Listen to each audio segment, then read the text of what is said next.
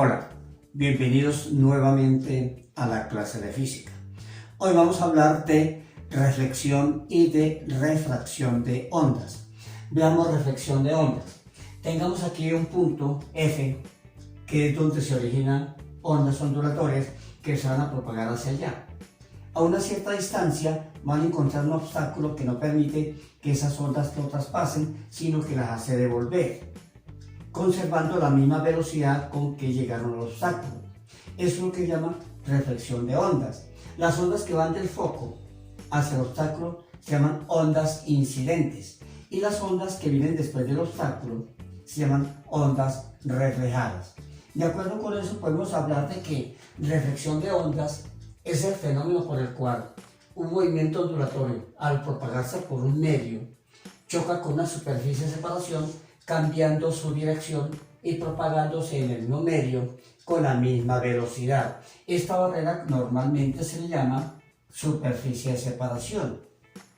Ahora tengamos un gráfico acá y supongamos que hay un rayo de luz que incide sobre una superficie de separación. Incide aquí en ese punto. Y cuando choca en ese punto, no deja pasar al otro lado, sino que se desvía hacia allá. El punto donde choca con el eje superficie de separación, trazamos una área vertical que le llamamos normal, que es perpendicular a la superficie de separación. El rayo RI se llama rayo incidente, que es el rayo con que choca con la superficie de separación. La abertura que hay entre la normal y el rayo incidente se llama ángulo de incidencia. Este rayo es el rayo reflejado. El ángulo que hay entre la normal y el rayo reflejado se llama ángulo de reflexión. En reflexión de ondas, el ángulo con que incide un rayo es el mismo con que se refleja. Entonces ahí tenemos, en este caso ya, un rayo incidente, digamos un rayo de luz, que es lo que llama entonces reflexión de ondas. Ahora veamos refracción de ondas. Tengamos lo mismo, un punto, un foco, donde se producen ondas ondulatorias. Entonces, estas ondas ondulatorias se van a propagar acá y a una cierta distancia encuentra un obstáculo.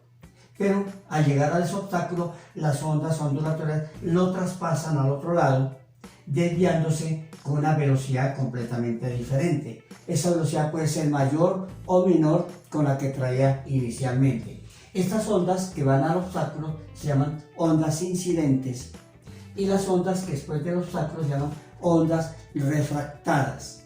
El obstáculo normalmente se llama superficie de separación. Entonces, de acuerdo con eso, podemos hablar de que refracción de ondas es el fenómeno por el cual un movimiento ondulatorio, al propagarse por un medio, traspasa una superficie de separación, propagándose en otro medio diferente con velocidad distinta. Entonces tengamos acá dos gráficos. Un gráfico en donde el eje horizontal, esta línea horizontal, va a representar ahora la superficie de separación o el obstáculo. Y un rayo de luz. Incide un rayo de luz sobre ese obstáculo, lo incide en ese punto. Por ese punto trazamos una línea imaginaria que es la normal. Cuando traspasa, entonces el rayo de luz pasa así. O puede ocurrir en esta parte también. El rayo de luz incide y choca aquí y el rayo va hacia allá. Entonces puede ocurrir dos cosas: en que se profundice, o el rayo refractado se acerque a la normal, o el rayo refractado se aleje de la normal.